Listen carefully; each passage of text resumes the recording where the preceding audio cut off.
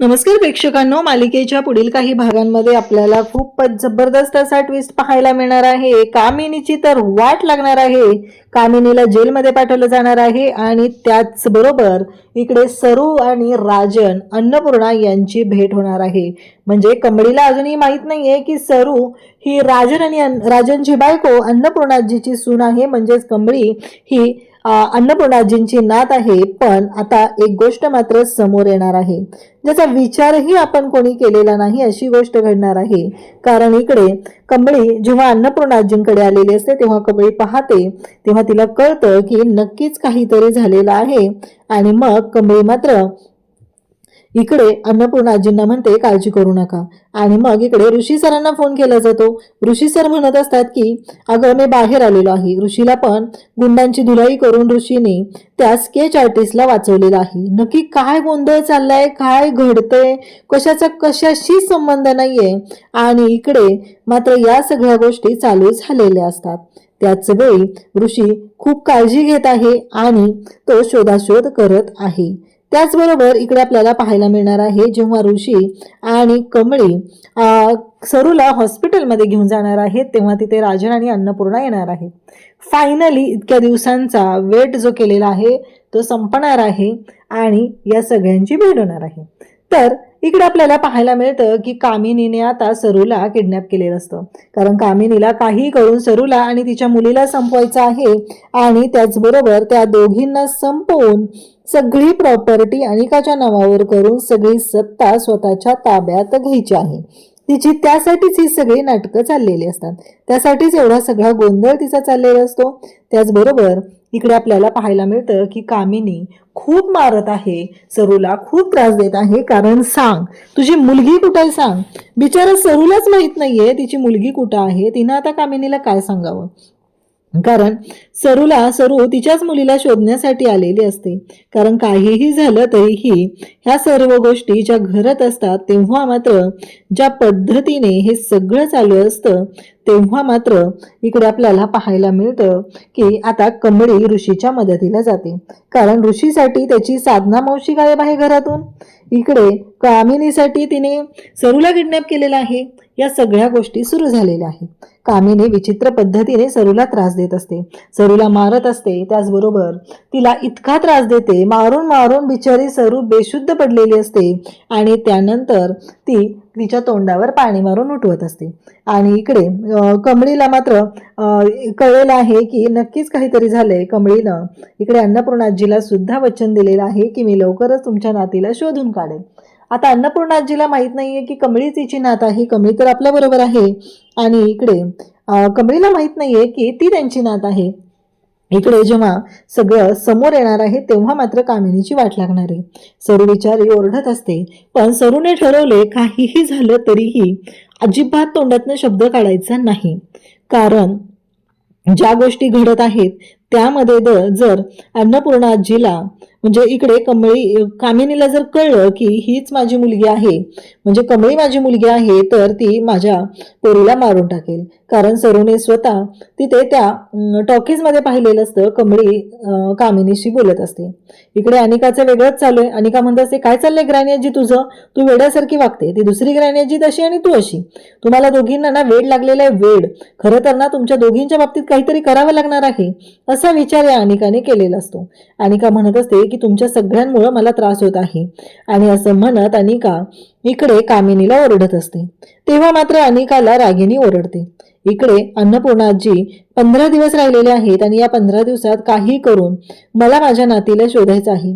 नक्की माझी नात कुठं आहे, माझी नात मला मिळाली पाहिजे यासाठी झपाटलेली अक्षरशः पदर खोचून कामाला लागलेली आहे. ह्या 15 दिवसामध्ये मी माझ्या थोरल्या नातीला आणणार आहे शोधून, एवढंच तिने ठरवलंय. त्यावेळेसच इकडे अन्नपूर्णाजीच्या समोर येते ती म्हणजे अनिका. अनिका म्हणू लागते की काय चाललंय ग्रॅनी आजी तुझं, तुझी नात मी आहे ना तुझी नात, कशाला पाहिजे तुला तुझी मोठी नात, मरू दे ना तिकडे ती. असं म्हणता क्षणी अन्नपूर्णाजीला खूप राग येतो. अन्नपूर्णाजी तिच्या खानदेशी कानाखाली वाजवते आणि म्हणते बाद झालं तुझं. आणि इकडे कमळी आणि ऋषी शोध घेत निघालेले आहेत. ऋषीने त्या स्केच आर्टिस्टला सुद्धा शोधून आणलेला आहे आणि जेव्हा ते जातात तेव्हा कमळी म्हणते की ऋषी सर, मला काहीतरी वेगळं वाटतंय. मला असं का वाटतंय की माझ्या खूप जवळची व्यक्ती इथंच कुठेतरी आहे. आणि ऋषी आणि कमळी दोघंही त्या गोडाऊनमध्ये जातात. त्या गोडाऊनमध्ये गेल्यानंतर पाहतात तर काय, समोर तिथे सरू आहे आणि मग सरूला पाहून ऋषी म्हणतो की साधना मावशी, आणि समोर कामिनी दिसते. कामिनी सुद्धा तिथंच आहे. मग कामिनी जेव्हा तिथं आहे तेव्हा इकडे ऋषी विचारू लागतो की काय चाललंय हे सगळं कामिनी आजी तुमचं, म्हणजे तुम्ही कशाला आमच्या साधना मावशींना किडनॅप केले, काय संबंध आहे या सगळ्याशी. कमळी मात्र पाहतच राहते. इकडे सरूने कमळीला खुणवलेलं असतं की तू काही बोलू नको. मग कमळी तिथं पाहते तर कामिनी जी आहे तिने हातामध्ये कोयता घेतलेला आहे आणि तो कोयता सरूच्या गळ्याला लावत असते. तेव्हा मात्र कमळी तिथे एंट्री घेते आणि त्या क्षणी तिने कोयत्याचा हात पकडलेला आहे आणि इकडे कामिनीची वाट लावायला सुरुवात केली. ऋषीने त्या गुंडांची धुलाई केली आणि आता मात्र ते दोघं जण इकडे ऋषीने तोपर्यंत पोलिसांना फोन करून कळवलेलं असतं. पोलीस तिथे तोपर्यंत पोहोचलेले असतात आणि कमळी आणि ऋषी दोघंही आता ऋषी कमळीला सांगतो तू कामिनी आजींना पकडून ठेव, तोपर्यंत मी का साधना मावशींना सोडवतो. असं म्हटल्याबरोबर इकडे कमळीने पकडून ठेवलेलं असतं. आता काही झालं तरी कामिनीला पोलिसांच्या ताब्यात द्यायचं एवढंच ठरलेलं असतं. आणि मग या दोघांनीही आता तोपर्यंत पोलीस तिथे येतात आणि इकडे ऋषीने सरूला सोडवलेलं आहे, पण तिच्या हातावर केलेले वार, तिच्या गळ्याला लागलेलं हे सगळं जेव्हा कमळी पाहते तेव्हा तिच्या डोळ्यातून पाणी येत असतं. आणि तेव्हा कमळी म्हणते की साधना मावशी हो तुम्ही, पण तुमचा काय संबंध या बाईशी, ही बाई का तुमच्या मागे लागली, असं कमळी बोलू लागते. तेव्हा मात्र ऋषी पाहत असतो. ऋषीने पोलिसांना कळवलेलं असतं. पोलीस तिथे येतात आणि मग पोलीस इकडे कामिनीला घेऊन जातात. त्यानंतर आता ऋषी म्हणतो की साधना मावशी तुम्ही इथे कशा आला आणि या कामिनी आजींशी तुमचा काय संबंध आहे, त्यांनी का तुम्हाला इथे आणलेलं आहे. तेव्हा कमळी इकडे सरू सांगू लागते की खूप मोठी स्टोरी आहे आणि त्यानंतर सरूला चक्कर येऊ लागते. तेव्हा ऋषी म्हणतो की कमळी आपल्याला आत्ता साधनाथ मावशींना हॉस्पिटलमध्ये नेलं पाहिजे. इकडे आता कमळी सांगते की हीच माझी आई आहे. तेव्हा ऋषीला धक्का बसतो. ऋषी म्हणतो की काय सांगताय, आणि अन्नपूर्णाजी आणि त्याचबरोबर राजन. तेव्हा ऋषी सांगतो की आमच्या घरच्या साधना मावशी आहेत ना, त्यांना ऍडमिट केलेलं आहे कारण कामिनी आजींनी त्यांना किडनॅप केलं होतं. तोपर्यंत इकडे राजन आणि अन्नपूर्णाला कळलेलं असतं की कामिनीला पोलिसांनी पकडले. ऋषी म्हणतो की मीच त्यांना पोलिसांच्या ताब्यात दिलेलं आहे कारण त्यांच्यावरती साधना मावशींवरती त्या जीवघेणा हल्ला करत होत्या. तेव्हा मात्र खरं तर वाईट वाटलेलं असतं. आणि मग इकडे राजन आणि अन्नपूर्णा म्हणतात की आम्ही हॉस्पिटलमध्ये येतो. मग राजन आणि अन्नपूर्णा दोघेही हॉस्पिटलमध्ये जातात आणि पाहतात तर काय, त्यांच्या समोर सरू आहे तिथं.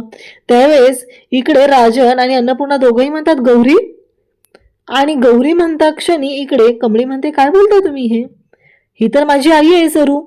आता मात्र सगळ्यांना धक्का बसलेला आहे. कमळीला कळलेलं आहे की तिची आई म्हणजे गौरी. तेव्हा राजन म्हणतो काय, सगळेजण पाहू लागलेले आहेत आणि सरूची ही अवस्था पाहून राजनला सुद्धा खूप वाईट वाटलेलं असतं कारण आता जी अवस्था सरूची झालेली आहे त्या अवस्थेला जबाबदार आहे ती म्हणजे कामिनी, कारण सरू हॉस्पिटलमध्ये ऍडमिट आहे.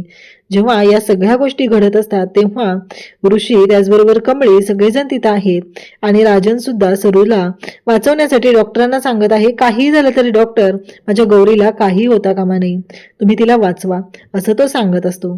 तेव्हा मात्र इकडे अन्नपूर्णाजी सगळेजण तिथं आहेत आणि सगळेजण काळजी घेत आहेत.